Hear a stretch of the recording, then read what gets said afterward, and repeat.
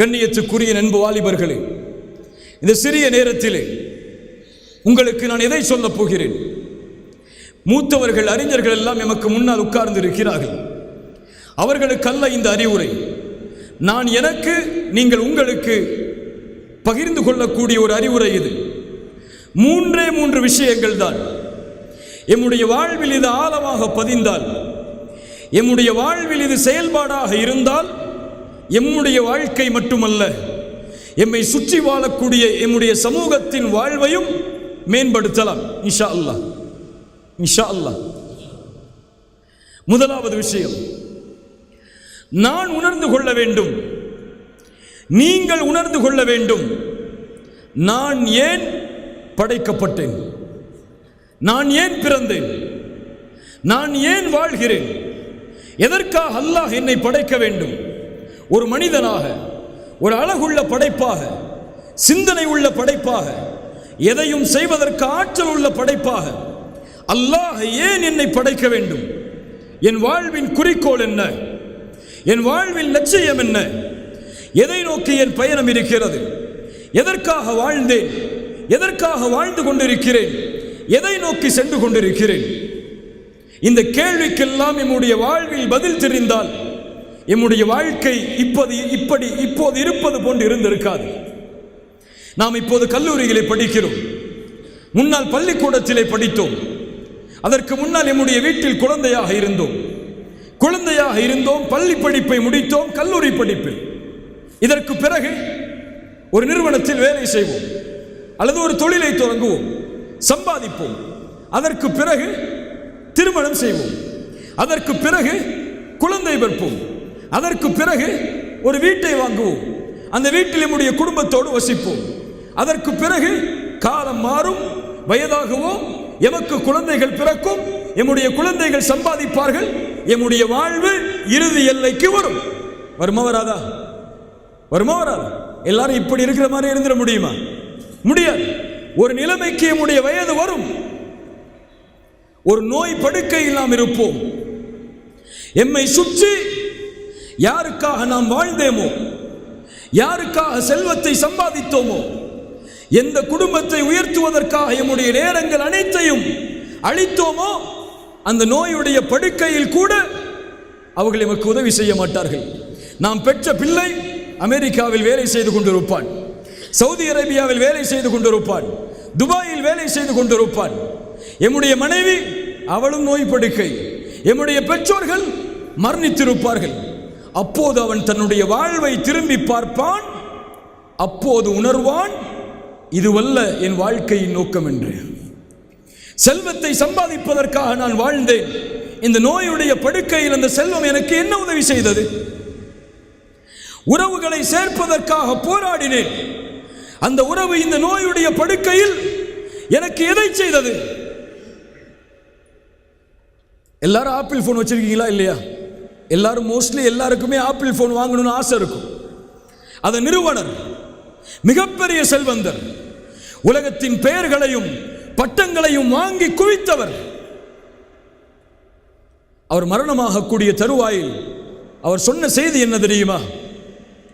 நான் போட்டிருக்கக்கூடிய இந்த ஆப்பிள் வாட்ச், இதுவும் ஒரே மணியை தான் காட்டும், சைனாவில் தயாரிக்கப்பட்ட அந்த வாட்சும் ஒரே மணியை தான் காட்டும். அப்படியா இல்லையா? ஆப்பிள் வாட்ச் வாங்கினா அமெரிக்காவில் உள்ள டேத்தை காட்டும், இந்தியாவில் காட்டாதில்லை. எல்லாம் ஒரே நேரம் தான். நான் போட்டிருக்கக்கூடிய ஆடை, இதுவும் என் உடல் அழகை மறைக்கும், மற்றவர்கள் எளிதாக அணியக்கூடிய அந்த ஆடை, அதுவும் உடல் அழகை மறைக்கும். இவ்வளவு சொத்துக்களை சேர்த்தேன், இவ்வளவு புகழை சேர்த்தேன், இதுதான் வாழ்க்கை என்று இரவு பகல் மாறாமல் இந்த சமூகத்திற்கு எதையாவது புதிய சிந்தனைகளை கொடுக்க வேண்டும் என்று முயற்சித்து போராடினேன். ஆனால் இப்போதோ நான் நோய் படுக்கையில், நான் சம்பாதித்த நிறுவனமோ, என் தொழிலாளிகளோ, என் செல்வமோ இந்த நோய் படுக்கையில் என்னோடு இல்லை. இப்போது உணர்கிறேன், இதற்காக நான் வாழ வேண்டியதில்லை என்பதை. எல்லோரும் உணர்வார்கள். செல்வத்தை சம்பாதிப்பதற்காக தன்னுடைய வாழ்வை அர்ப்பணித்தவன் தன்னுடைய கண்ணுக்கு முன்னாலேயே செல்வத்தை அர்ப்பணிப்பதற்காக தன்னுடைய உறவுகள் போட்டியிடுவதை பார்க்கும் போது உணர்வான், இதற்காகவா நான் சம்பாதித்தேன் என்று. புகழையும் பட்டங்களையும் பெறுவதற்காக தன்னுடைய வாழ்வை அர்ப்பணித்தவன் உணர்வான், இதற்காகவா நான் வாழ்ந்தேன் என்று. இன்றைய வாலிபர்களின் குறிக்கோளை கேளுங்கள். உங்கள் வாழ்க்கையின் லட்சியம் என்ன என்று என்ன சொல்லுவார்கள்? யூடியூப்ல ஒரு சேனல் ஆரம்பிக்கணும்பாங்க, அப்படியா இல்லையா? அல்லது ஒரு ஷார்ட் ஃபிலிம் எடுக்கணும்பாங்க, அல்லது ஒரு மியூசிக் டைரக்டர் ஆகணும்பாங்க, அட்லீஸ்ட் ஒரு டப்மாஷ் செய்யணுங்க. டப்மாஷா அது செஞ்சு அப்லோட் பண்ணி எல்லாரும் அதை பார்க்க வைக்கணும்பாங்க, அப்படியா இல்லையா? இது குறிக்கோளா? நீ நடிகனாகுவதோ, உன் யூடியூப்பில் உன்னுடைய வீடியோக்கள் வருவதோ, டப்மாஷிகள் வருவதோ, நீ போடக்கூடிய அந்த ஷார்ட் பிலிம்களை மக்கள் பார்க்க வேண்டும் என்பதற்காக அப்லோட் செய்வதோ, நீ அதில் புகழ் பெறுவதோ, இது குறிக்கோளா? அது குறிக்கோள் அல்ல, அது லட்சியம் அல்ல. அதுதான் லட்சியம் என்றால் உன்னை விட சிறந்தவன் ஒருவன் வந்தால் உலகம் உன்னை மறந்துவிடும். உன்னை விட அதில் சிறந்தவன் ஒருவன் உருவானால் நீ யார் என்ற அறிமுகம் கூட இல்லாத அளவு மறைந்து விடுவாய். அதுதான் இந்த உலகத்தின் இயற்கை. இதை நோக்கமாக கொண்டு பயணிப்பவன் தன் வாழ்வின் முடிவில் ஒட்டுமொத்த வாழ்வையும் வீணானதாக, குறிக்கோளற்றதாக ஏன் வாழ்ந்தேன் என்றுதான் அவன் கருதுவான். என்ன சொல்லவில்லை, நீ விளையாடாதே, படிக்காதே, நீ எதையும் செய்யாதே, எந்த குறிக்கோளோடும் வாழாதே, நீ உன் வாழ்வு என்பது வீணானது, அப்படியே வாழ்ந்து மறைந்து விடு என்று சொல்லவில்லை. எதை வேண்டுமானாலும் செய், எதில் வேண்டுமானாலும் உன் கவனத்தை செலுத்து. நீ பார்க்க வேண்டிய பார்வை அதில் என் படைத்த இறைவனின் அனுமதி இருக்கிறதா, என் ரசூலின் அனுமதி இருக்கிறதா? இருந்தால் நீ செல்லக்கூடிய பாதையில் முதலிடத்தை அடையும் வரை போராடு. நீ அல்லாஹ்வை நம்பிக்கை கொண்டவன், படைத்த இறைவனை ஏற்றுக்கொண்டவன். நீ இரண்டாவது தரமோ மூன்றாவது தரமோ பின்னால் வரிசையோ உன்னிடமில்லை. ஏன்? உன்னோடு அல்லாஹ் இருக்கிறான். நீ வர வேண்டிய பாதை முதல் பாதை. உன்னை உலகம் பின்பற்ற வேண்டும். நீ யார் என்பதை ஒட்டுமொத்த உலகம் அறிந்து கொள்ளும் வரை உன் பாதையில் முன்னேறுவது உன் மீது கடமை என்பதை உணர்ந்து செயல்படு. விளையாட்டா? முதலில் வா.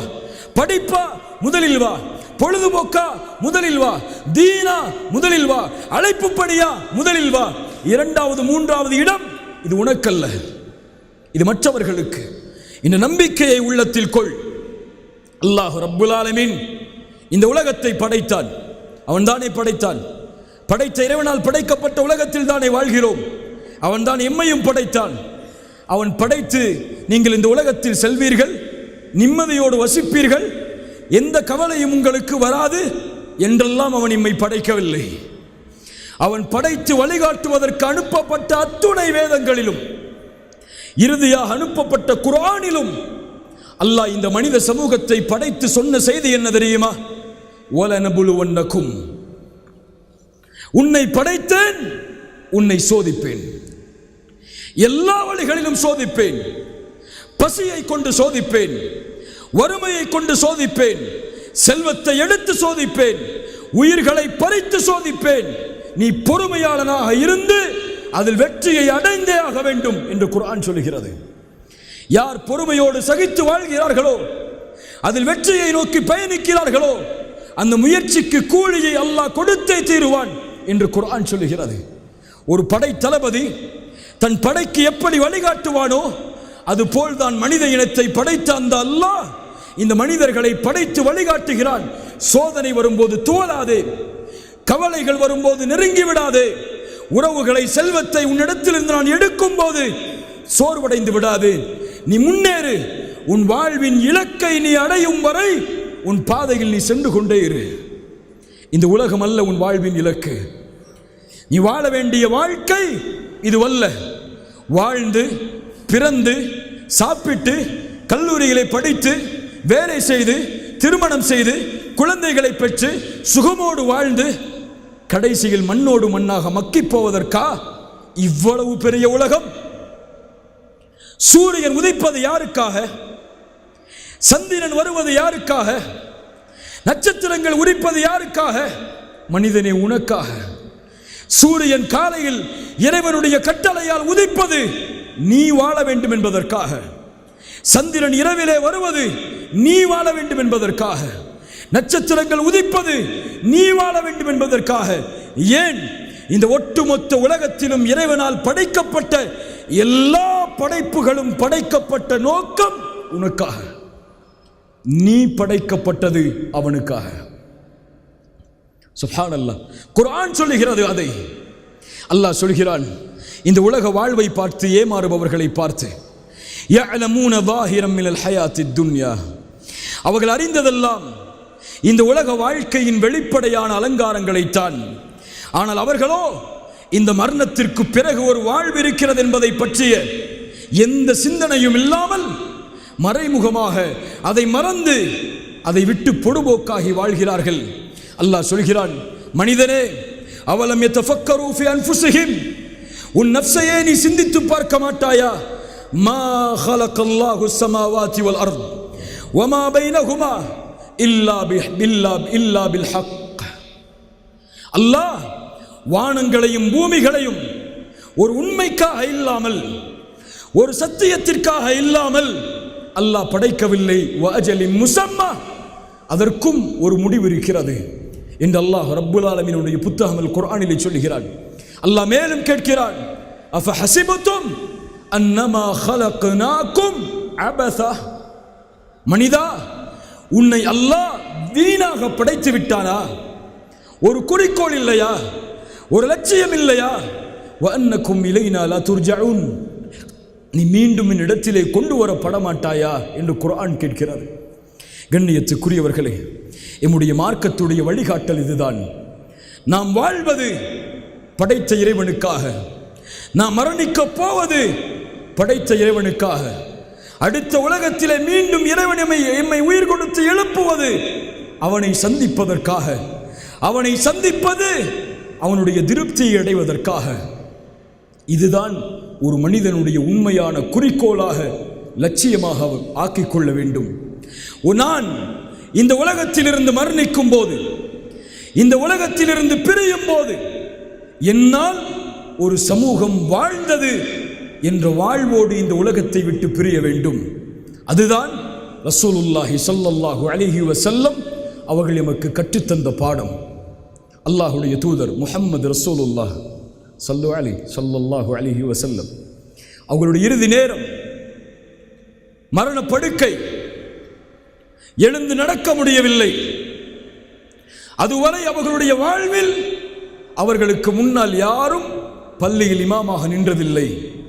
ரசூலுல்லாஹ் தனக்கு முடியாத காரணத்தால் அபூபக்கரை தொழுகை நடத்துமாறு ஏவினார்கள்.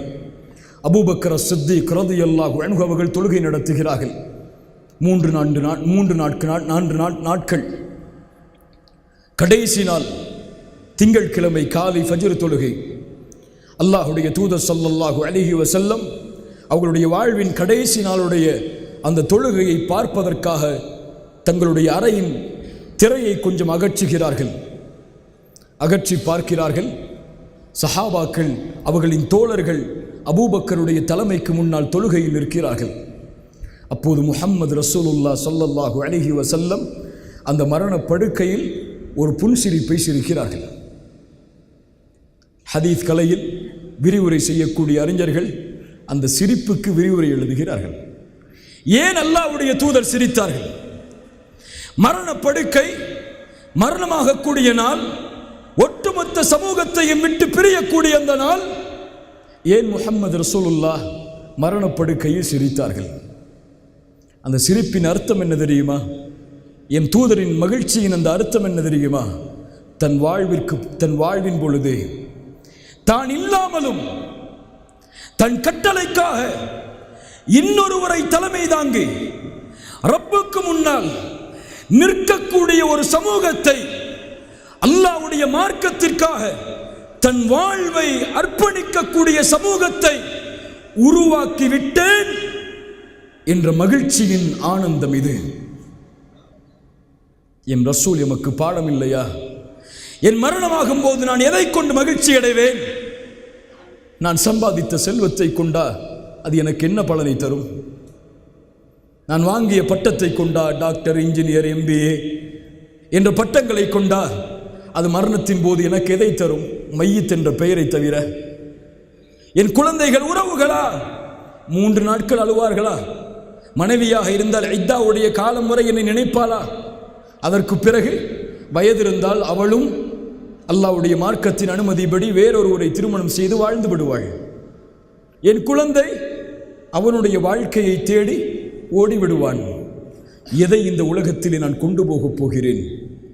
நான் மரணிக்கக்கூடிய தருவாயில் நான் இந்த உலகத்திலே சாதித்தது எது?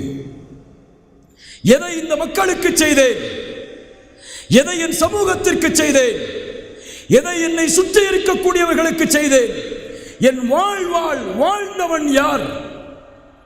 இந்த கேள்வி எம்மை துரத்தினால் இது போதும் என் வாழ்க்கையின் வெற்றியை அடைவதற்கு. ரசூலுல்லாஹி ஸல்லல்லாஹு அலைஹி வஸல்லம் இப்னு உமர் ரலியல்லாஹு அன்ஹு அவர்களுடைய தோள்பட்டையை பிடித்து ஒரு முறை உலுக்குகிறார்கள். இப்னு உமர், கவனி, குன் ஃபித் துன்யா கன்னக கரீப் அவ் ஆபிரு சபீல். உமரின் மகனே, இந்த உலகத்திலே வாழ். ஒரு பாதை அறியாதவன் எப்படி வாழ்வானோ, ஒரு வழிப்போக்கன் எப்படி வாழ்வானோ, அது போன்ற வாழ்வில் என்ன புரிந்து கொள்ளக்கூடாது? ரசூலுல்லாஹ் ஏழ்மையில் வாழச் சொல்கிறார்கள். எதையும் நோக்கமாக கொள்ளாமல், எதையும் குறிக்கோளாக கொள்ளாமல், ஒரு ஏழ்மையில் பணம் சம்பாதிக்காமல், எதையும் தேடாமல் அப்படியே இபாதத்தில் வாழ்ந்து மரணிக்க சொல்கிறார்கள் என்றுதான் பலர் இந்த ஹதீஸை புரிந்திருக்கிறார்கள்.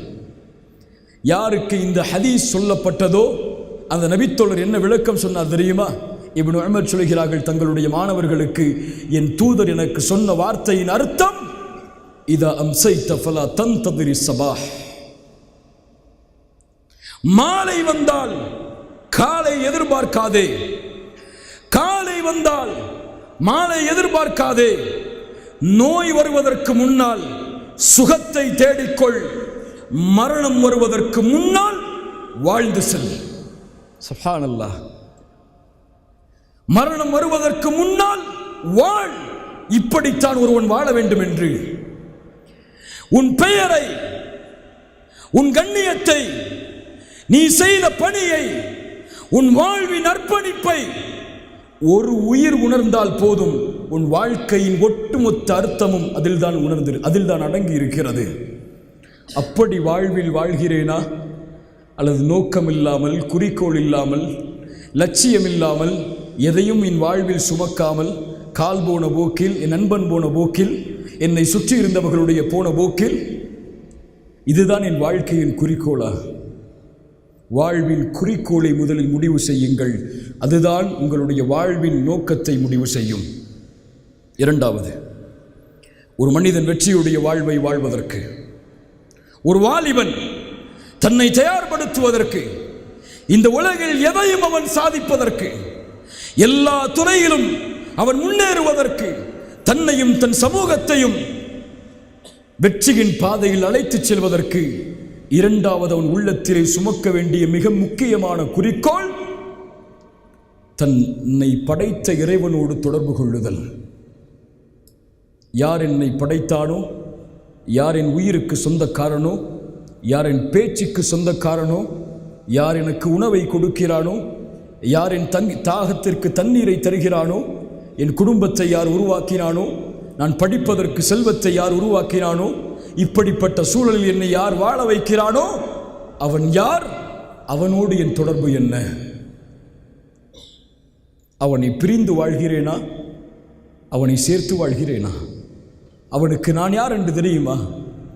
அவன் என்னை நினைவு கூறுவானா? என்னை பார்த்து மகிழ்ச்சி அடைவானா? என்னை பார்த்து ஆனந்தம் அடைவானா? ஆம், படைத்த இறைவன் படைப்பை பார்த்து மகிழ்ச்சி அடைவான்.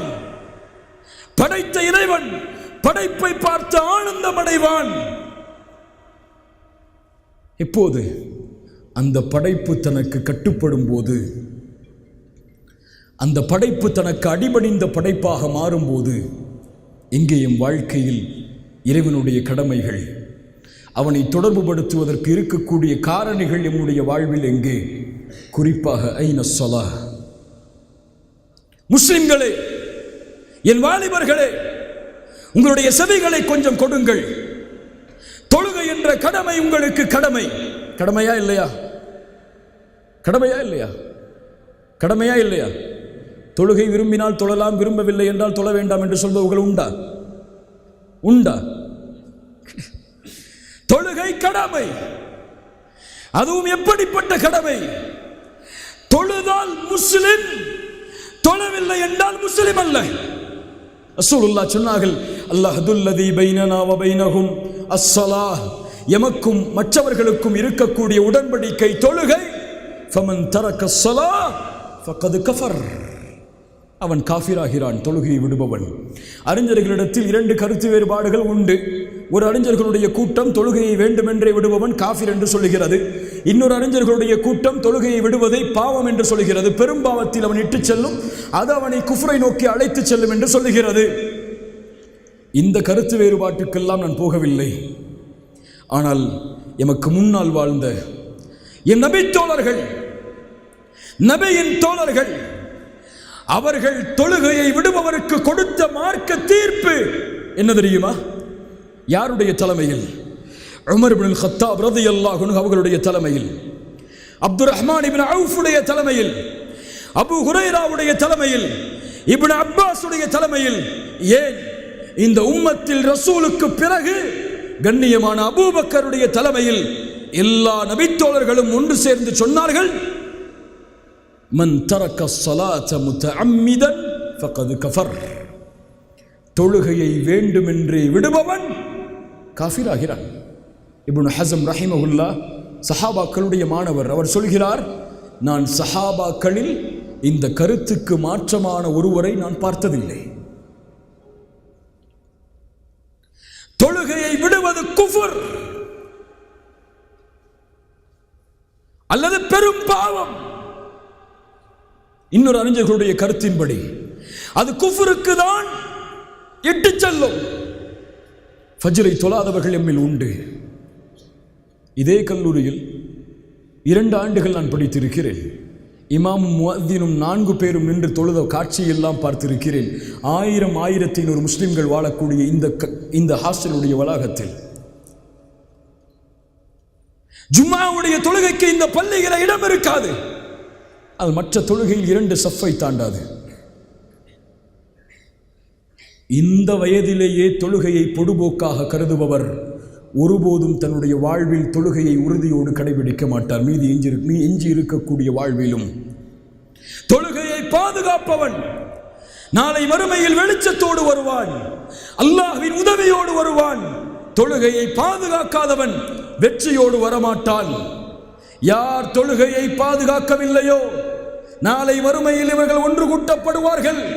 மஅ ஃபிர்அவுன வ காரூன வ உபய் இப்னு கலஃப்.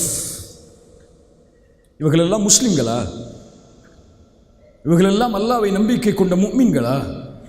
தொழுகையை பாதுகாக்காதவன் ஃபிர்அவுனோடு, காரூனோடு, உபய் இப்னு கலஃப் போன்ற கொடிய முனாஃபிக்குகளோடு ஒன்று சேர்க்கப்படுவான். فخلف من بعدهم خلف أضاعوا الصلاة واتبعوا الشهوات فسوف يلقون غيا. குர்ஆன் சொல்லுகிறது, பின்னால் வரக்கூடிய மக்கள், ரசூலுக்கு, சஹாபாக்களுக்கு, அவர்களை பின்தொடர்ந்து வரக்கூடிய மக்களுடைய சமூகம் அதாஉ ஸலாஹ், தொழுகையை பாழாக்கும், வீணடிக்கும். தொழுகையை பாழாக்குதல் என்றால் தொழுகையை விடுவதை பற்றி இங்கே சொல்லவில்லை. இப்னு அப்பாஸ் ரலியல்லாஹு அன்ஹு அவர்கள் சொன்னார்கள், அதாஉ ஸலாஹ் என்றால் அஹ்ருஹா நஉகாதிஹா, தொழுகையை அதனுடைய நேரத்திலிருந்து தாமதப்படுத்துவார். என்ன அர்த்தம்? சூரியன் உதயமானதற்கு முன்னால் தொழக்கூடிய தொழுகை என்ன? எல்லாரும் சொல்லணும். என்ன தொழுகை? என்ன தொழுகை? துஹரா? என்ன தொழுகை? ஃபஜ்ர். நாம் எப்போது தொழுகிறோம்? எப்போது தொழுகிறோம்? சூரியன், பெரும்பாலான மக்கள் இல்லை மாஷா அல்லாஹ், சூரியன் உதயமானதற்கு பிறகு. பலர் எழுந்த அவசரத்தில் 9 மணி ஆனால் காலேஜில் அட்டெண்டன்ஸை க்ளோஸ் பண்ணுவாங்கன்னு ஓடுவோம். ஆனால் அல்லாஹு அக்பர் என்ற அழைப்பு விடுக்கப்பட்டால் உறங்குவோம். யா அல்லாஹ், எப்படி மாறிவிட்டோம் பாருங்கள். யஅலமூன ஸாஹிரம் மினல் ஹயாத்தித் துன்யா, உலக வாழ்க்கையின் வெளிப்படை எமக்கு முக்கியமாக தெரிகிறது. மறுமையில் எம்மை வெற்றியடையச் செய்யக்கூடிய தொழுகை பொடுபோக்காக தெரிகிறது. தொழுகையை விடுவதெல்லாம் 5-10 ரூபாயை தொலைத்தது போல் எமக்காகிவிட்டது. சினிமா தியேட்டர்களில் படம் பார்த்து கொண்டிருப்போம், தொழுகையின் நேரம் வரும், தொழுகையை தியாகம் செய்வோம் அதற்காக. ஸ்டேடியத்தில் உட்கார்ந்து கிரிக்கெட்டை ஃபுட்பாலை பார்த்து கொண்டிருப்போம், தொழுகையின் நேரம் வரும், தொழுகையை தியாகம் செய்வோம் அதற்காக. இப்போ அல்லாஹ் அக்பர் என்றால் அல்லாஹுவை விட உங்களுக்கு இந்த சினிமாக்களும் இந்த சீரியல்களும் அல்லது இந்த இந்த விளையாட்டுகளும் அல்லது உங்களுடைய கல்லூரியும் முக்கியமா? சுப்ஹானல்லாஹ். அதாவுஸ்ஸலா, தொழுகையை பாழாக்குவார்கள், தொழுகையை அதனுடைய நேரத்தில் தொழமாட்டார்கள். இவர்களுக்கு என்ன கூலி? கையா என்ற நரக ஓடையை இவன் சந்திப்பான். தொழுகையை நேரம் தவறி தொழுபவர்களே நாளை மறுமையில் நரக வேதனையில் உச்சியில் இருப்பார்கள் என்றால் தொழுகையை தவறவிடுபவர்கள். தொழுகை ஏதோ கடமை அல்ல, தொழுகை இறைவனுக்கு தேவை அல்ல. நீ செய்யக்கூடிய சுஜூதோ ருக்குவோ கியாமோ ரப்புக்கு தேவை கிடையாது. அதை வைத்து இறைவன் என்ன செய்ய போகிறான்? அவனை புகழக்கூடிய கோடான கோடி மலக்குகள் அவனை புகழ்ந்து கொண்டிருக்கும் போது நீ நிற்கக்கூடிய 2 சஃப் அவனை என்ன செய்துவிட போகிறது? அது உனக்கு, உன் வாழ்க்கைக்கு, உன் வாழ்க்கையின் வெற்றிக்கு, உன் குறிக்கோளை அடைவதற்கு, உன் லட்சியத்தை அடைவதற்கு நீ எடுத்துக்கொள்ள வேண்டிய மிகப்பெரிய மருந்து, ஆயுதம். அஸ்ஸலா ஃபஸ்தஈனு பிஸ்ஸப்ரி வஸ்ஸலாஹ். தொழுகையை கொண்டும் பொறுமையை கொண்டும் உதவி தேடுங்கள். உன் வாழ்வில் பிரச்சனையா? இஸ்தஈன் பிஸ்ஸலாஹ், தொழுகையை கொண்டு உதவி தேடு, அல்லாஹ் வெற்றி கொடுப்பான். கவலையா? 2 ரக்அத் தொழுகை, இஸ்தஈன் பிஸ்ஸலாஹ், அல்லாஹ் வெற்றி அளிப்பான். கடனா? இஸ்தஈன் பிஸ்ஸலாஹ். குடும்ப பிரச்சனையா? இஸ்தஈன் பிஸ்ஸலாஹ். பரீட்சையில பாஸ் ஆகணுமா? இஸ்தஈன் பிஸ்ஸலாஹ். அவன் நாடாமல் எதுவும் நடக்காது. மிகப்பெரிய நிறுவனத்தில் வேலை செய்யணுமா? இஸ்தஈன் பிஸ்ஸலாஹ். இறை தொடர்பை ஏற்படுத்து, மிகப்பெரிய பலத்தை கொண்டு வா. அதுதான் உன்னை இயக்கக்கூடிய சக்தியாக மாறும். நீ எடுத்து வைக்கக்கூடிய ஒவ்வொரு எட்டும் வெற்றியாக மாறும். வாழ்வின் குறிக்கோளை அடைந்து கொள், இறைவனோடு தொடர்பை ஏற்படுத்து. தொழுகையை தொழுபவன் மற்ற எல்லா வணக்க வழிபாடுகளையும் பேணுவான். தொழுகையை பாலாக்குபவன் எல்லாவற்றையும் பாலாக்குவான். 3வது, உன்னை சுற்றி இருப்பவர்களை நல்லவர்களாக ஆக்கிக்கொள். ஒரு மனிதன் மது குடிக்கிறான், ஒரு மனிதன் போதை பழக்கத்திற்கு அடிமையாகிறான், ஒரு மனிதன் தவறான செயல்களை தன் வாழ்வில் தொடர்ந்து செய்கிறான். இதற்கு முக்கியமான காரணமாக அமைவது அவனோடு இருக்கக்கூடிய நண்பன். கல்லூரி வாழ்க்கையில் அதுவும் குறிப்பாக இதை நீ தேடவில்லை என்றால் உன் ஒட்டுமொத்த வாழ்க்கையும் கேள்வியாக மாறிவிடும். இதை தேடிவிட்டால் ஒட்டுமொத்த வாழ்க்கையும் வெற்றியாக மாறிவிடும். ரசூலுல்லாஹி ஸல்லல்லாஹு அலைஹி வஸல்லம் அவர்கள் சொன்னார்கள், அல் மர்உ அலா தீனி ஹலீலிஹி, ஒரு நண்பன் எப்படியோ அப்படித்தான் இன்னொருவன் இருப்பான். ஃபல்யன்துர் அஹதுக்கும் மை யுகாலில். முஹம்மது ரசூலுல்லாஹ் சொல்கிறார்கள், நீ யாரை நண்பனாக தேர்ந்தெடுக்கிறாய் என்று பார். அதுதான் உன் வாழ்க்கையின் வெற்றி, நீ செல்லக்கூடிய பாதையின் வெற்றி. இந்த ஒட்டுமொத்த வாழ்வும் பலனுள்ளதாக மாறுவதற்கு அதுதான் குறிக்கோள். இன்று முஸ்லிம் வாலிபர்கள் சிறைச்சாலையில், இன்று முஸ்லிம் வாலிபர்கள் மதுவில், இன்று முஸ்லிம் வாலிபர்கள் போதை பழக்கத்தில்.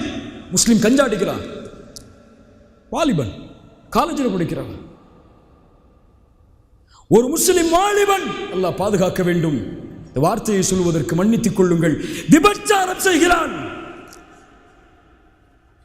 ஒரு முஸ்லிம் வாலிபன் லிவிங் டுகெதர் வாழ்றான். இன்னைக்கு உண்மையா இல்லையா?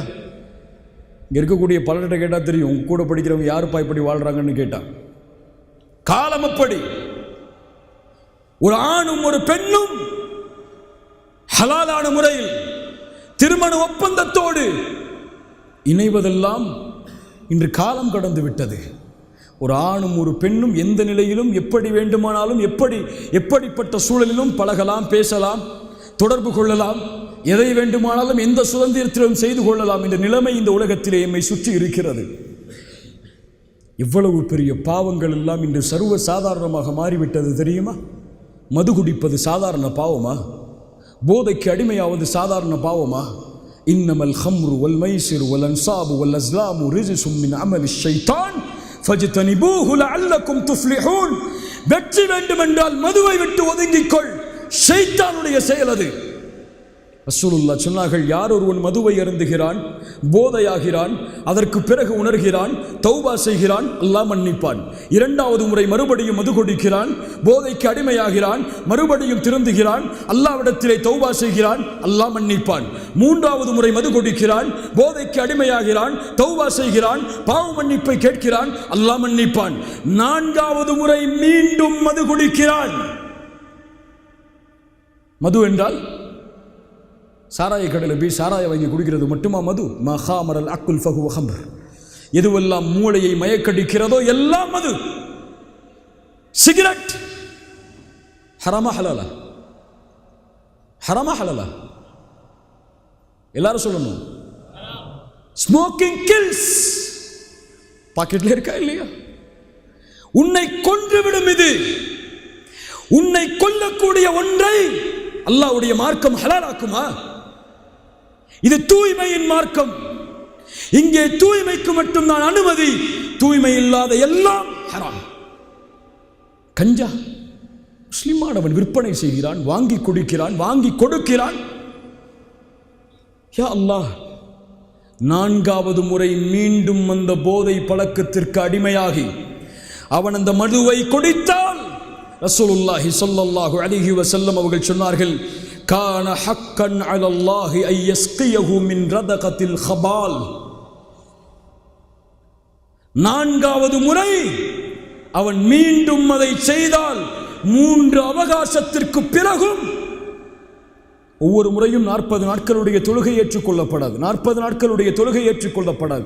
40 நாட்களுடைய தொழுகை ஏற்றுக்கொள்ளப்படாது. அதுக்காக தொழாமல் இருக்கணும்னு அவசியம் இல்லை. அவன் தொழுதாலும் அதற்கு பலன் இல்லை.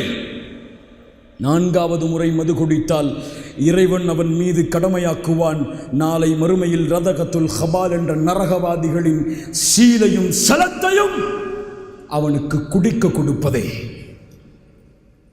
வேண்டுமா ரதகத்துல் ஹபால்? முஸ்லிம் வாலிபர்களே, இல்லை மாஷா அல்லாஹ், எல்லாரையும் பார்த்து கேட்கல, கேளுங்க அவங்கள்ட்ட போய், ரதகத்துல் ஹபால் வேணுமா? அதுவும் அல்லாஹ் கொடுக்கணுமா உங்களுக்கு? யா அல்லாஹ், எவ்வளவு பெரிய மோசமான செயல்கள் எல்லாம் இன்று சர்வ சாதாரணமாக மாறிவிட்டது. போர்னோகிராஃபி இல்லையா நம்மள்கிட்ட? மாஸ்டர்பேஷன் இல்லையா நம்மள்கிட்ட? ஹோமோசெக்ஸ்,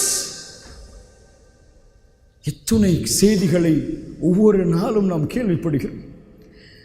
தவறான படத்தை பார்த்து ரசிப்பதை, தனிமையிலோ நண்பர்களோடு சேர்ந்தோ அதை பார்ப்பதை நாம் ஒரு தவறாகவே கருதவில்லை. அது இயற்கையான ஒரு வழக்கமாக மாறிவிட்டது. சுப்ஹானல்லாஹ், மாஸ்டர்பேஷன், இதையெல்லாம் வெளிப்படையாக பேசி ஆக வேண்டிய காலம். இந்த பழக்கம் இல்லாதவர்கள் சமூகத்தில் குறைவு. இல்ல மாஷா அல்லாஹ், அல்லாஹ் பாதுகாத்தவர்களை தவிர இந்த நிலைமை மாறிவிட்டது. ஒன்றை கேட்கிறேன், இந்த பாவத்திலிருந்து நீங்கள் விடுபட வேண்டும் என்றால் இதை உள்ளத்திலே கொஞ்சம் சுமந்து பாருங்கள். நான் சொல்லக்கூடிய வார்த்தைகளை. அறையில் உட்கார்ந்திருக்கிறீர்கள், கதவுகள் எல்லாம் அடைக்கப்பட்டிருக்கிறது, ஜன்னல்கள் எல்லாம் அடைக்கப்பட்டிருக்கிறது. அப்போது உட்கார்ந்து கொண்டு ஒருவர் தன்னுடைய லேப்டாப்பை ஓப்பன் செய்து தவறான படங்கள் இருக்கக்கூடிய சைட்டில் நுழைந்து தவறான படங்களை பார்க்கிறான். யாரும் இல்லை அவனை சுற்றி.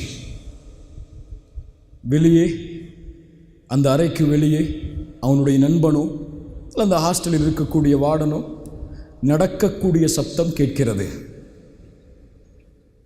என்ன செய்வான் அவன்? என்ன செய்வான்? என்ன செய்வான்? பார்ப்பானா? அதற்கு பிறகு பார்ப்பானா? அதற்கு பிறகு பார்ப்பானா? மூடி விடுவான், நிறுத்தி விடுவான். எதையாவது கையில் வைத்து இதை மறைத்துக் கொள்ள வேண்டும் என்று நினைப்பான். நான் கேட்கவா ஒரு வார்த்தையை? உன் நண்பனின் காலடி சப்தத்திற்கு நீ கொடுக்கக்கூடிய அந்த வெட்க உணர்வை, உன் ஹாஸ்டல் வார்டனுக்கு அவருடைய காலடி சப்தத்திற்கு கொடுக்கக்கூடிய வெட்க உணர்வை, எந்த பார்வையும் மறையாத, எந்த செவிகளுடைய சப்தமும் எல்லாம் செவி ஏற்கக்கூடிய, எல்லாம் அவனுக்கு வெளிச்சமோ, எதுவும் அவனுக்கு மறைய முடியாதோ, எல்லா மறைவான ஞானங்களும் யாருக்கு இருக்கிறதோ, ஒரு இலை இந்த பூமியில் விழுந்தால் கூட யார் பார்ப்பானோ? நீங்கள் 3 பேர் இருந்தால் 4ஆம் அவராக யார் இருப்பானோ? நீங்கள் 4 பேர் இருந்தால் 5ஆம் அவராக யார் இருப்பானோ? நீங்கள் குறைவாக கூடுதலாக எவ்வளவு எண்ணிக்கையில் இருந்தாலும் யார் எம்மோடு இருப்பானோ அந்த இறைவனுக்கு ஏன் கொடுக்கவில்லை? உன் பெற்றோருக்கு நீ கொடுக்கக்கூடிய வெட்க உணர்வை உன் நண்பன் பார்த்து உன்னை இழிவானவனாக கருதி விடுவான் என்பதற்காக நீ கொடுக்கக்கூடிய வெட்க உணர்வை ஏன் உன்னை சதா நேரமும் பார்த்து கொண்டிருக்கக்கூடிய, உன்னை கண்காணித்துக் கொண்டிருக்கக்கூடிய உன் உரிமையாளனுக்கு நீ கொடுக்கவில்லை? இதை கொடுக்கவில்லை என்றால் ஒருபோதும் அவன் பொறுத்துக் கொள்ள மாட்டான். ரசூலுல்லாஹி ஸல்லல்லாஹு அலைஹி வஸல்லம் அவர்கள் சொன்னார்கள், லா அலமன்ன அக்வாமன் மின் உம்மதி يأتون يوم القيامة بحسنات أمثال جبال تهامة بيضا. நாளை மறுமையில் என் சமூகத்தில் ஒரு கூட்டம் வரும், திஹாமாவுடைய மலைகள் அளவு நன்மைகளை சுமந்து வரும். ஆனால் அல்லாஹ் அந்த நன்மைகளை எல்லாம் தூசிகளாக மாற்றி விடுவான். யாரும் நபித்தோழர்கள் கேட்டார்கள், யார் ரசூலல்லாஹ், அவர்கள் யார்? விபச்சாரம் செய்வார்களா? இல்லை.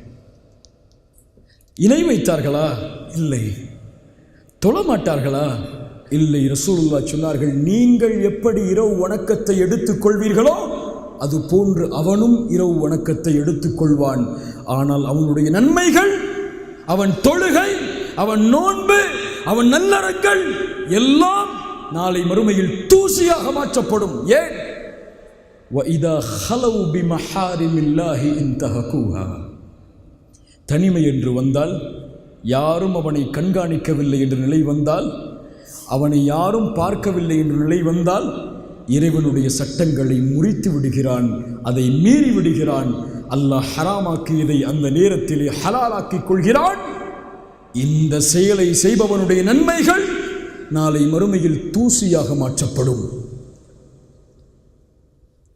நாம் செய்யக்கூடிய பாவங்களின் விபரீதம் மிக பெரிது.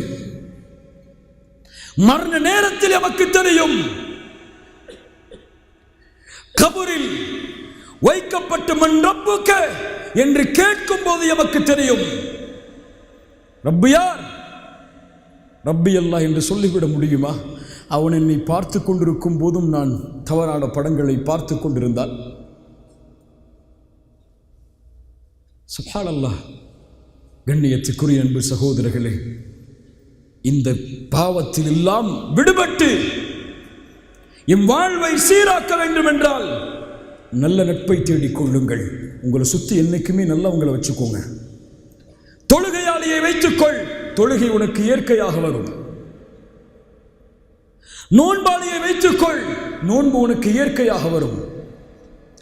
பாவங்களை பாவங்களாக கருதக்கூடியவரை வைத்துக்கொள், பாவத்தை பாவமாகவாவது கருதுவாய். இல்லை, என் நண்பர்கள் எல்லாம் சிகரெட் அடிப்பாங்க, ஆனால் நான் சிகரெட் அடிக்க மாட்டேன், நான் ரொம்ப ஸ்மோக்கிங்ல இருந்து விடுபட்டவன் தான், அவங்க தான் தண்ணி அடிப்பாங்க, நான் தண்ணி அடிக்க மாட்டேன், அவங்க தான் பெண்களோட போவாங்க, நான் போக மாட்டேன். இப்படி ஒரு வார்த்தை உன்னிடத்தில் இருந்தால் இரண்டு இருக்கும். ஒன்று, அதை அனுமதிப்பாய் இதை செய்வதற்கு. இரண்டாவது, உள்ளத்தில் இயற்கையாக மாறும், இதுவெல்லாம் பாவமே இல்லை என்று மாறுமா? மாறாத. தொழுகையை விடுபவர்கள் உங்களுடைய அறையில் இருந்தால் தொழுகையை விடுவதை பாவமாக கருதவே மாட்டாய். 1000 பயான் கேட்ப, 1000 அறிவுரைகளை கேட்ப, 1000 தாவாவை கேட்ப, ஏறாது மண்டையில். ஏன் நீ அதை பார்க்கல? பாவமா பார்க்கல? ஒரு தொழுகையை விட்டால் உயிர் போகக்கூடிய அளவுக்கு துடிக்கக்கூடியவரிடத்தில் நட்பு வைத்தால் நீயும் துடிப்பாய். இயற்கையாக உன் உள்ளம் துடிக்கும். ரசூலுல்லாஹ் அதனால் தான் சொன்னார்கள், ஃபல்யன்துர் அஹதுக்கும் மையுகாலில். இரண்டாவது ஹயா, வெட்க உணர்வை கொண்டு வா. உன் இறைவன் உன்னை பார்க்கிறான். நீ தொழுகையை விடுவதை அவன் பார்க்கிறான். நீ மது குடிப்பதை அவன் பார்க்கிறான். நீ தவறான பழக்கத்தை செய்வதை அவன் பார்க்கிறான். உன் பெற்றோர் பார்க்காமல் இருக்கலாம், உன் நண்பன் பார்க்காமல் இருக்கலாம், அவர்களுடைய பார்வையிலிருந்து நீ மறைக்கலாம். ஃபோனில் 1000 செக்யூரிட்டி கோடை போட்டு நீ மறைச்சிருக்கலாம். உன் ஃபேஸ்புக்கில் என்ன இருக்கோ, உன் வாட்ஸ்அப்பில் என்ன இருக்கோ, அதை எல்லாத்தையும் பயங்கரமான செக்யூரிட்டிலாம் போட்டு நீ மறைச்சிருக்கலாம். ஆனால் அவனுக்கு தெரியும், அவனுக்கு தெரியும். சிலருக்கு அவகாசம் கொடுப்பான், சிலரை இழிவுபடுத்தி விடுவான். அவன் நாடுபவர்களை குல் இல்லாஹும்ம மாலிகல் முல்க் து'த்தில் முல்க மன் தஷா வ தன்ஸிஉல் முல்க மிம்மன் தஷா. நாடியவர்களை இழிவுபடுத்துவான். உன்னை மக்கள் கண்ணியவானாக பார்க்கலாம். ஒரு அறிஞர் அழகாக சொல்லுவார், இந்த மக்கள் எமக்கு கொடுக்கக்கூடிய கண்ணியம் எல்லாம் இறைவன் என் மீது போட்டிருக்கக்கூடிய திரைக்குதான். அந்த திரையை இறைவன் அகற்றினால், என் பாவங்கள் வெளியே தெரிந்துவிட்டால், உலகத்தில் ஒருவன் கூட உன்னை மதிக்க மாட்டான். உன் மனைவியை உன்னை விரட்டி விடுவாள். அவ்வளவு பாவங்களை நாம் சுமக்கிறோம். நான் யார் என்று எனக்கு தெரியும், நீங்கள் யார் என்று உங்களுக்கு தெரியும். நபி யூசுப் அலைஹிஸ்ஸலாம் வாலிபர்களை பற்றி பேசும்போது அவரை எப்படி பேசாமல் இருக்க முடியும்? நபியின் மகன், நபியின் மகன், நபியின் மகன். எவ்வளவு சோதனைகளை கடந்து வருகிறார். ஒரு அரசவையில் ஒரு அமைச்சரின் வீட்டில் வேலையாளாக வேலை செய்யக்கூடிய வாய்ப்பு. அந்த பெண் அழகுள்ள குடும்பம் உள்ள ஒரு பெண் அழைக்கிறாள். ஹைதலக், என்னோடு வந்து சேர்ந்து கொள். கனவுகள் அடைக்கப்பட்டு விட்டது, சேர்ந்து கொள். ஒரு பெண் கனவை அடைத்து என்னோடு சேர்ந்து கொள் என்று அழைக்கிறாள். ஒரு வாலிபர் பெருமையா ஒரு நீண்ட வாழ்க்கையை நபியோடு வாழவில்லை. கொஞ்ச காலம் தன் தந்தையிடத்தில் படித்த பாடம் அவ்வளவுதான் அவருக்கு. அதற்கு பிறகு மிஸ்ரில் அந்த அரசவையில் தான் அவருடைய வாழ்க்கை. சிறு வயதில் அவருடைய கற்ற பாடம் அந்த நேரத்தில் நினைவு வருகிறது. அந்த பெண் அழைக்கும் பொழுது சொன்னார்கள், கால மஅதல்லாஹ் இன்னஹு ரப்பி அஹ்ஸன மஸ்வாய இன்னஹு லா யுஃப்லிஹு ஸாலிமூன். அல்லாஹ் உன்னிடத்திலிருந்து என்னை பாதுகாக்கட்டும். இது தவறு, இது குற்றம். யாரும் பார்க்கவில்லை என்றாலும் அவன் பார்க்கிறான். இன்னஹு ரப்பி அஹ்ஸன மஸ்வாய, ரப்பி என்னுடைய எஜமானன்.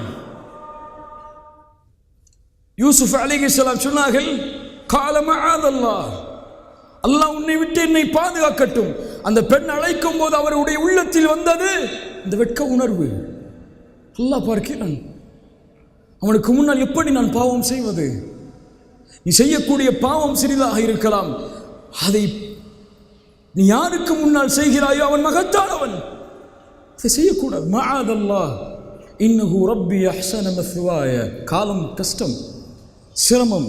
எம்மை சுற்றி நாம் பார்ப்பதெல்லாம் கவர்ச்சிகள், ஆசைகள், உள்ளம் தேடும். ஸுய்யின லின்னாஸி ஹுப்பு ஷஹவாத். மனிதனுக்கு ஆசைகள் எல்லாம் விருப்பமாகிறது, அலங்கரித்து காட்டப்படுகிறது. ஹுப்பு ஷஹவாத். அதில் முதலாவது அல்லாஹ் எண்ணுவதே மினன் நிசா, பெண்ணைத்தான். ரசூலுல்லாஹ் சொன்னார்கள், மா தரக்து பஅதி, எனக்கு பிறகு என் சமூகத்தின் ஆண்களை வழிகெடுப்பதற்காக எதையும் நான் விட்டு செல்லவில்லை, பெண்களை தவிர. இயற்கை, அதுவும் இந்த வயதில் நம்முடைய சூழல் அதை தேடும். ஒரு பெண்ணோடு பழகுவதற்கு நம்முடைய உள்ளம் விருப்பம் கொள்ளும். அவளோடு பேசுவதற்கு, ஃபேஸ்புக் தொடர்பை வைத்துக் கொள்வதற்கு, வாட்ஸ்அப் தொடர்பை வைத்துக் கொள்வதற்கு உள்ளம் தேடும். யூசுப் அலைஹிஸ்ஸலாம் சொன்னார்கள், கால மஅதல்லாஹ், அல்லாஹ் என்னை பாதுகாக்கட்டும். ஒரு வாலிபனுக்கு தேவையான மிக முக்கியமான குணம். ரசூலுல்லாஹ் சொன்னார்கள், ரஜுலுன் தலபத்துஹு இம்ரஅத்துன் ذات منصب وجمال فقال اني اخاف الله. நாளை மறுமையில் அல்லாஹ் அர்ஷின் நிழலை ஒருவனுக்கு கொடுப்பான். அவன் யார்? குடும்பம் உள்ள அழகுள்ள ஒரு பெண் தன்னை அழைக்கும் போது அவன் சொல்லுவான், இன்னி அகாஃபுல்லாஹ், அல்லாஹ்வை பயந்தவன் நான். எந்த திரையும் மூடி இருக்கலாம், எந்த கதவும் அடைத்திருக்கலாம், அல்லாவின் கதவை யார் அடைப்பது? அல்லாவின் பார்வை யார் தடுப்பது? இரண்டாவது, இன்னஹு ரப்பி அஹ்ஸன மஸ்வாய, உன் எஜமானன் உன் கணவன் என்னை கண்ணியமோடு வாழ வைத்திருக்கிறான், அழகான வாழ்வை எனக்கு கொடுத்திருக்கிறான். இன்னஹு லா யுஃப்லிஹு ஸாலிமூன், அநீதம் செய்பவர்கள் ஒருபோதும் வெற்றியடைய மாட்டார்கள். என்ன அர்த்தம்? ஒரு வாலிபர் ரசூலுல்லாஹ்விடத்திலே வருகிறார். ஒரு வாலிபர் ஃபதன் வந்து கேட்டார், யா ரசூலல்லாஹ் ஃபஅதன் லிஸ்ஸினா, விபச்சாரத்திற்கு அனுமதி கொடுங்கள். ரசூலுல்லாஹ் கோபப்படல. கேட்பது ஹராம், கோபப்படல. ஒரே வார்த்தை சொன்னார்கள், உன் தாயிடத்திலே சென்று செய். சொன்னார், தாயிடத்திலா? உன் சகோதரிடத்திலே செய். சகோதரி இடத்திலா? சாட்சி மாமி இடத்திலே போய் செய். அவரிடத்தில் யார சொல்ல, இது எப்படி சாத்தியம்? சொன்னார்கள், நீ செய்ய விரும்பக்கூடிய அந்த பெண் தாய் இல்லையா? இன்னொருவரின் சகோதரி இல்லையா? இன்னொருவரின் உறவு இல்லையா?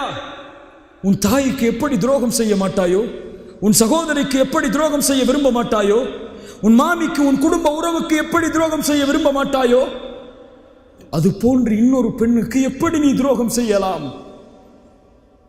இன்னஹு ரப்பி அஹ்ஸன மஸ்வாய இன்னஹு லா யுஃப்லிஹு ஸாலிமூன். யூசுப் அலைஹிஸ்ஸலாம் அவர்களுடைய குணம் அதை சொன்னது. இந்த பெண்ணோடு நான் சேர்வது ஒன்று, சேராமல் இருப்பது ஒன்று. அல்லாஹ்வுடைய அச்சம், இன்னொன்று கண்ணியம். இவள் இன்னொருவரின் மனைவி. சுப்ஹானல்லாஹ். அப்படி பாருங்கள் பெண்களை. பெண்கள் கவர்ச்சி பொருள் அல்ல. இன்று எப்படி நம்முடைய உள்ளம், எந்த பெண் நம்முடைய கிளாஸ் ரூம்ல அழகா இருப்பாளோ அவள்கிட்ட தான் பேசுவோம். போய் இயற்கை அது. அவங்கள்ட்ட தான் போய் ஹோம்ஒர்க் கேட்போம். அது இயற்கை. ஆனால் நீ உள்ளத்திலே பதிய வைக்க வேண்டிய ஒரு விஷயம், அவள் கவர்ச்சி பொருள் அல்ல. அவள் ஒரு உயிர். அவளுக்கு உணர்வு இருக்கிறது. உலகம் பெண்களை கவர்ச்சி பொருளாக ஆக்கலாம். ஒரு முஸ்லிமுடைய பார்வை ஒரு பெண்ணை கண்ணியத்தோடு பார்க்கும், ஒரு பெண்ணை மதிப்போடு பார்க்கும். எனக்கு அனுமதி இல்லாத பெண்ணை தவிர வேறு எந்த பெண்ணின் மீதும் என் பார்வை திரும்பாது என்று என் இறை கட்டளையை ஏற்று செயல்படும். குல்லில் முஃமினீன, முஃமினான ஆண்களுக்கு சொல்லுங்கள், பார்வைகளை தாழ்த்தட்டும். கண்ணியத்தோடு ஒரு பெண்ணை பார். கவர்ச்சி பொருளாக, உன் இச்சையை தீர்க்கக்கூடிய பொருளாக ஒரு பெண்ணை பார்க்காதே. நபியின் வழிமுறை அல்ல. முதல் பார்வை உன்னுடையது, இரண்டாவது பார்வை ஷைத்தானுடையது. ஷைத்தான் உன்னை தூண்டுவான். அடுத்து அந்த பெண்ணை எங்க பார்க்க வேண்டுமோ அது அந்த பார்வையின் பக்கம். அதற்காக என் சகோதரி, என் தோழி, கண்ணியத்தோடு நாங்கள் பழகுகிறோம், நேசத்தோடு நாங்கள் பழகுகிறோம், இதற்கும் அனுமதி உண்டு என்றெல்லாம் ஆதாரம் தேடி போயிடாதீங்க. மார்க்க வரம்பு இருக்கிறது, விதிமுறை இருக்கிறது. அதை பேணி ஒரு பெண்ணோடு எந்த நேரத்திலே பேசலாம், எப்படி பேசலாம், எதற்காக பேசலாம், அதை தெரிந்து ஒரு பெண் ஏதாவது கேட்டால் பதில் சொல்லலாம். ஒரு பெண்ணை பார்த்தால் தலை குனிந்து ஹராம் ஹராம் என்று சென்று சொல்லவில்லை.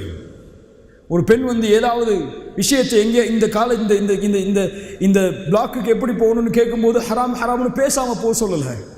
அதை தைரியமாக கண்ணியத்தோடு அந்த பெண்ணுக்கு பதில் சொல்லி திரும்பு. ஆனால் நட்பு என்ற பெயரில், தோழி என்ற பெயரில், ஃப்ரெண்ட்ஷிப் என்ற பெயரில் அந்த பெண்ணோடு பேசி பழகுகிறாய் என்றால் அதற்கு பின்னால் இருக்கக்கூடிய காரணம் ஒன்று அழகு அல்லது ஈர்ப்பு. அதுதான், வேறொன்றும் இல்லை. அது உனக்கே தெரியும். ஏன் அதே நட்பை அந்த கிளாஸ்லேயே அழகு குறைவாக இருக்கக்கூடிய நம்முடைய பார்வைக்கு, அல்லாஹ்வுடைய படைப்பில் எல்லாம் அழகுதான், நம்முடைய பார்வைக்கு அழகு குறைவாக இருக்கக்கூடிய ஒரு பெண்ணிடத்தில் ஏன் பேச மாட்டாய்? ஏன் இந்த பெண்ணிடத்திலே பழகுவதை போன்று அந்த பெண்ணிடத்திலே பழக விரும்ப மாட்டாய்? அதற்கு பின்னால் இருப்பது ஒரு ஈர்ப்பு. இந்த ஈர்ப்பு உன் தாயின் மீது வருமா? உன் சகோதரியின் மீது வருமா? அதுதான் உள்ளத்திலே கேட்டுக்கொள்ள வேண்டிய கேள்வி. எப்படி உன் உறவுக்கு அநீதம் இழைக்க மாட்டாயோ அது போன்று அந்த பெண்ணுக்கும் அநீதம் இழைத்து விடாதே. அல்லாஹ் பாதுகாப்பானாக. இதை பற்றி பேசினால் பேசிக்கொண்டே இருக்கலாம். அவ்வளவு தூரம் நீண்டிருக்கிறது நம்முடைய சமூகத்தின் வாலிபர்களின் வரலாறு. இன்றைய நேரத்தில் ஹலாலான முறையில் வாழ கற்றுக்கொள். உனக்கு விருப்பம் இருக்கிறதா, ஆசை இருக்கிறதா, திருமணம் செய். முடியவில்லையா, அதை விட்டு ஒதுங்கிக்கொள். ஹராமை செய்வதற்கு எதையும் தியாகம் செய்து விடாதே. ஹலாலை செய்வதற்கு எதையும் தியாகம் செய்யலாம். அல்லாஹ்வுடைய மார்க்கம் அனுமதி அளித்தால் இந்த மூன்று தான் நம்முடைய வாழ்வை முன்னேற்ற பாதையில் கொண்டு செல்லும். இறுதியானவற்றில் தோற்றுவிட்டாய், உன் வாழ்வே தோல்வியாகிவிடும். இன்று உன் வாழ்க்கையின் லட்சியமாக ஐ லவ் யூ என்ற வார்த்தை இருந்தால், ஒரு பெண்ணை அடைவதுதான் நோக்கம் என்றால், அது இல்லை வாழ்க்கை. திருமணம் முடித்து 2 மாதத்தில் உணர்ந்து கொள்வாய் அது இல்லை வாழ்க்கை என்று. பெண்ணை விட மேலான ஒரு வாழ்க்கை இருக்கிறது, அதை வாழ்ந்து செல். அந்த பெண்ணும் உனக்கானவள் அல்ல. மௌத்தா நாம் 1 மாதம் அழுவா, அவ்வளோதான், மறந்துட்டு போயிடுவா. உன் வாழ்க்கை அதை நோக்கமாக கொண்டல்ல. ஒரு பெண்ணிடம் தோற்றவன் எல்லாவற்றிலும் தோற்று விடுவான். பெண்ணையே நோக்கமாக கொண்டு வாழாதீர்கள். முஸ்லிம் சமூகத்தின் வாலிபர்களை பார்த்து சொல்கிறேன், எம்மை ஒரு மிகப்பெரிய நோக்கம் இயக்கிக் கொண்டிருக்கிறது. ஒரு பாதையை நோக்கி சென்று கொண்டிருக்கிறோம். அந்த பாதையில் வெற்றி அடைவதுதான் நம்முடைய நோக்கம். அதற்கு தேவை வாழ்வை உணர்ந்து கொள். ஏன் படைக்கப்பட்டாய் என்று உன்னிடத்திலே கேள். 2வது, உன் இறைவனோடு இருக்கக்கூடிய தொடர்பை சீராக்கிக்கொள். 3வது, நல்லவங்களை சுற்றி வச்சுக்கோ. அவ்வளோதான். வாழ்க்கையில் எல்லா நிலையிலும் நீ செல்லக்கூடிய பாதையெல்லாம் உனக்கு சோதனைகள் வரலாம், ஆனால் முடிவு வெற்றியாக மட்டுமே அமையும். அப்படிப்பட்ட வாழ்வாக அல்லாஹ் ரப்புல் ஆலமீன் நம்முடைய வாழ்வை மாற்றுவானாக. அப்படிப்பட்ட வாழ்க்கையாக அல்லாஹ் ரப்புல் ஆலமீன் நம்முடைய வாழ்க்கையை மாற்றுவானாக. எம்மால் பிற சமூகம் வாழ்ந்தது என்ற நிலையில் மரணிக்கக்கூடிய வாய்ப்பை அல்லாஹ் ரப்புல் ஆலமீன் எனக்கும் உங்களுக்கும் தருவானாக. இந்த வாய்ப்பை அமைத்தமைக்கு இந்த கல்லூரியுடைய நிர்வாகத்திற்கும் அரபிக் கல்லூரியுடைய நிர்வாகத்திற்கும் அல்லாஹ் ரப்புல் ஆலமீன் முழுமையான கூலிகளையும் அவர்களுடைய அல்லாஹ்வுடைய முழுமையான அருளையும் அல்லாஹ் தருவானாக. ஜஸாக்குமுல்லாஹு கைர். பாரக்கல்லாஹு ஃபீக்கும். அகூலு கௌலி ஹாதா அஸ்தக்ஃபிருல்லாஹ லீ வலக்கும். அஸ்ஸலாமு அலைக்கும் வரஹ்மத்துல்லாஹி வபரகாத்துஹு. அஸ்ஸலாமு அலைக்கும் வரஹ்மத்துல்லாஹி வபரகாத்துஹு.